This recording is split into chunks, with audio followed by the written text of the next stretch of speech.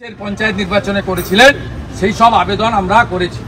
উনি প্রত্যেকের সঙ্গে ঢোকার সময় কথা বলেছেন, এই মায়েদের, দিদিদের, বোনেদের সঙ্গে, অন্যান্য আক্রান্তদের সঙ্গে, এবং কর্মসূচি শেষ করার পরেও তিনি নিচে নেমে এসে প্রত্যেকের কাছ থেকে পেশেন্স হিয়ারিং নিয়েছেন, নোট নিয়েছেন, এবং তাকে আমরা এই সমস্ত ছবি, তথ্য ইত্যাদি দিয়েছি।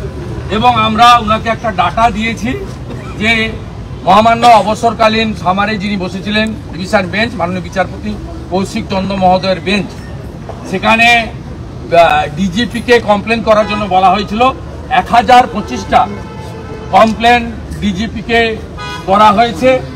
তার মধ্যে পিএম বাড়ি ভেঙেছে, লুট হয়েছে সব 340, 233, 310, 750, এবং রেশন কার্ড 5000-এর বেশি লোকের রেশন কার্ড নিয়ে নেওয়া হয়েছে।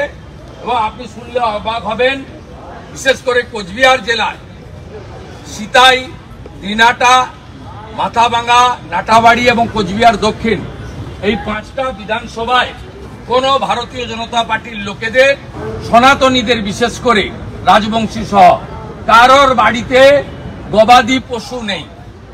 সমস্ত গবাদি পশু মানে গরু এবং ছাগল খুলে নিয়ে চলে গেছে তৃণমূল কংগ্রেসের দুর্বৃত্ত বাহিনী। একজনের বাড়িতে নেই। আমি দায়িত্ব নিয়ে বলছি, আপনাদের নাটাবাড়িতে, সিতাইতে, মাথাভাঙাতে, দিনহাটাতে এবং আপনার কোচবিহার সাউথে, এবং ব্যাপকভাবে এখানে আমাদের এসসি মোর্চার নেতা সঞ্জয় নায়ক আছেন, তার বাড়ি এটা নিয়ে তৃতীয়বার ভাঙা হল। 21 সাল থেকে পরপর করা। এই মাকে কিভাবে মাথা ভাঙা হয়েছে, কিভাবে রড দিয়ে, ইনি বিজেপির কোনো কর্মকর্তা নয়, এর অপরাধ ইনার পরিবার বিজেপিকে সমর্থন করেছে। এইভাবে প্রত্যেক ইনার মন্দির পর্যন্ত, এই যে ঠাকুরকে দেখছেন ইনি সন্ন্যাসী, ইনার মন্দির পর্যন্ত পুরো মন্দির ভেঙে দেওয়া হয়েছে। উনি এখন কলকাতাতে রাস্তায় ঘুরে বেড়াচ্ছেন, গাছের নিচে, ফ্লাইওভারের নিচে জীবনযাপন করছেন। ইনার মন্দিরকে পর্যন্ত রাখা হয়নি। এইরকম একটা পরিস্থিতি পশ্চিমবাংলায় চলছে। আমরা মহামান্য আদালতেও গেছি, পাবলিক ইন্টারেস্ট লিটিগেশন করেছি, এবং মহামান্য আদালত নিশ্চিতভাবে আগামী মঙ্গলবার বা বুধবার, যদি মঙ্গলবার কোর্ট না হয় তাহলে হয়তো বুধবার আমাদের মনে হয় শুনানি করবেন। মহামান্য প্রধান বিচারপতি তিনি মহামান্য অন্য বিচারপতিকে অ্যাসাইনমেন্টও করেছেন বলে আমরা শুনেছি, তারা শুনবেন। সেখানে আমরা তথ্য প্রমাণ দিয়ে এই গুন্ডাদের বিরুদ্ধে বিচার চাইব। এর বাইরেও আমরা 2021 সালে যে 61টা মামলা সিবিআই করেছিল, সেই পোস্টপোল ভায়োলেন্সের যারা খুনি তাদেরকে সিবিআই এখনো পর্যন্ত গ্রেপ্তার করেনি। পরেশ পাল থেকে, জীবন সাহা থেকে, স্বপন সমাদ্দার থেকে, শকত মোল্লা থেকে, উদয়ন গুহ থেকে, যে সমস্ত গুন্ডাদের এখনো গ্রেপ্তার করা হয়নি, আমরা সেই বিষয়েও আগামী দিনে আইনি লড়াইয়ের পথে যাব। এবং 2021 সালে 61টা সিবিআই মামলা যার এখনো ফাইনাল চার্জশিট জমা পড়েনি, এরও আমরা নতুন করে লড়াই শুরু করার সিদ্ধান্ত নিয়েছি। এবং প্রত্যেকটা গুন্ডাকে আমরা শাহজাহানের মতো জেলের ভিতরে দেখতে চাই। আমরা 39% ভোট পেয়েছি, 2,33,00,000 ভোটার আমাদের ভোট দিয়েছে। আমরা দায়বদ্ধ পশ্চিমবাংলার জনগণের কাছে। এ লড়াই চলছে, এ লড়াই চলবে।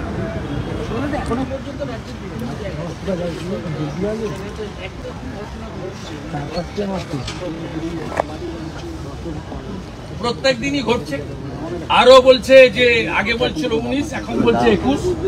কেন্দ্রীয় বাহিনী চলে যাওয়ার পরে তোমাদের একদম নিকেশ করব। এমনি কেন্দ্রীয় বাহিনীকে রাজ্য পুলিশ ব্যবহার করছে না।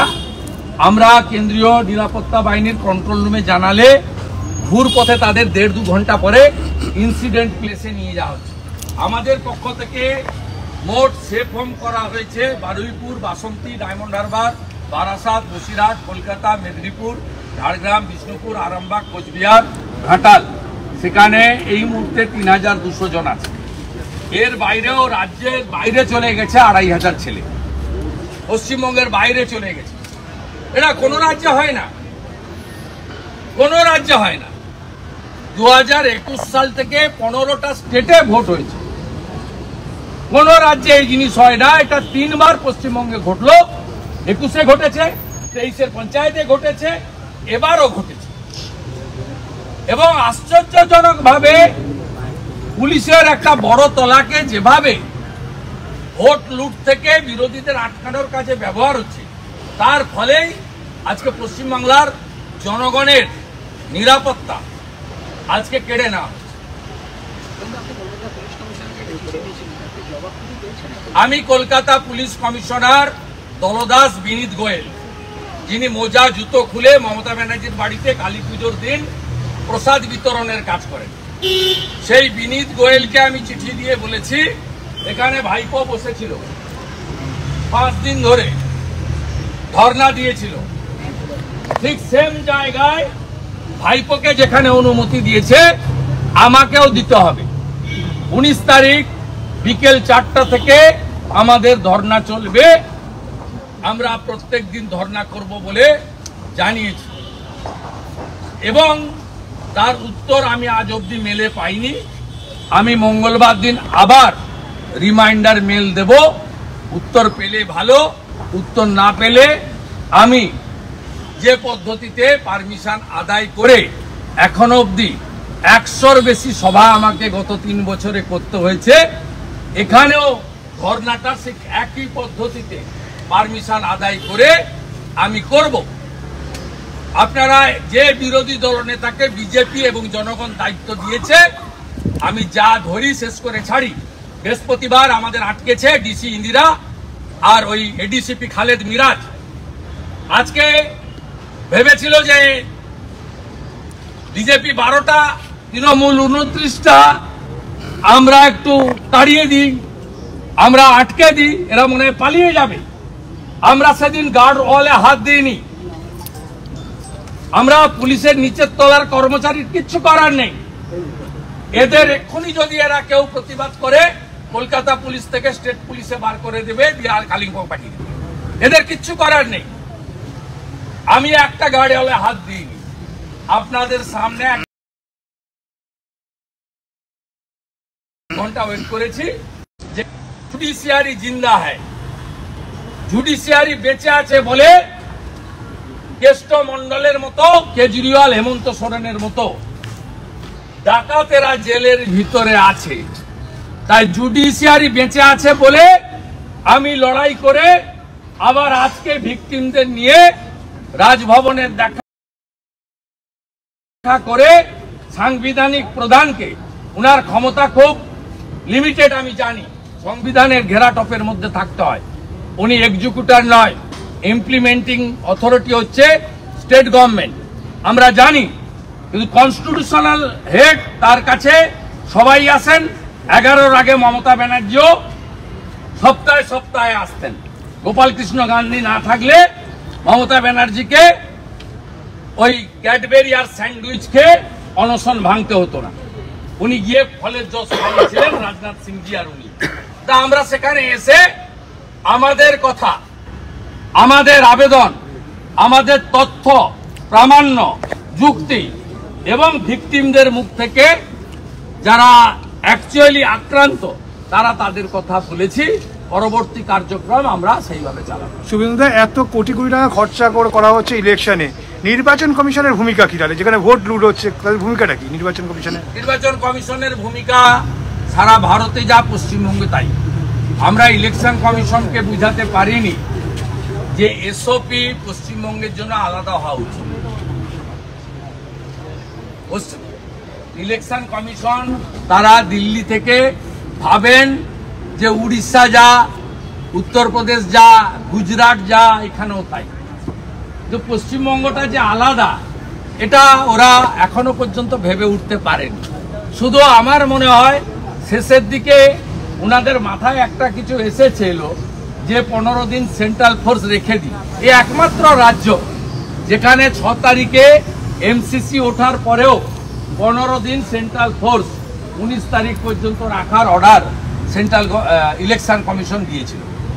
আমি আপনাদের মাধ্যমে প্রশ্ন করতে চাই ইলেকশন কমিশনকে, 2021-এ বিধানসভা পশ্চিমবঙ্গ ভোটের পর থেকে ছত্তিশগড়, রাজস্থান, মধ্যপ্রদেশ, মিজোরাম, তেলেঙ্গানা 15টা রাজ্যে ভোট হয়েছে। কোন রাজ্যে এই ধরনের ঘটনা ঘটে?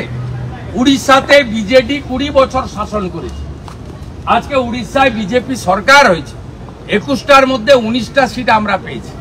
সেখানে একটা বিজেডি কর্মী বলতে পারবে যে বিজেপি, আমার উড়িষ্যা তো আমাদের গায়ে, আমার বাড়ি থেকে তো কার্যত ওয়াকিং ডিস্টেন্স, 40 মিনিটেই উড়িষ্যা বর্ডার। তা একজনও কেউ বলতে পারবেন না যে উড়িষ্যাতে বিরোধী দলের কর্মী আক্রান্ত হয়েছে। উত্তরপ্রদেশে আমাদের সরকার, আমরা 30-35টা সিট সেখানে লুজ করেছি, হেরেছি, মানুষ হারিয়েছে। গণতন্ত্রের জনগণ শেষ কথা। একটা লোক বলতে পারবে যোগীজি সেখানে পুলিশকে নামিয়ে দিয়েছেন মিথ্যা মামলা করার জন্য? ভারতীয় জনতা পার্টি তো সেখানে ক্ষমতায়, বিরাট মেজরিটিতে ক্ষমতায়, সেখানে কাউকে মারধর করছে কেউ বলতে পারবে? উদাহরণ নেই।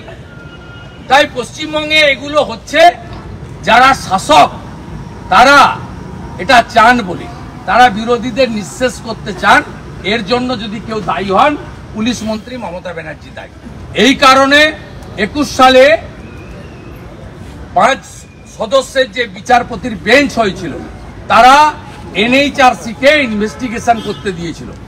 NHRC রিপোর্টে 1 নম্বরে লিখেছিল তারা, পশ্চিমবঙ্গে আইনের শাসন চলে না, শাসকের আইন চলে। This is the actual ground reality of West Bengal.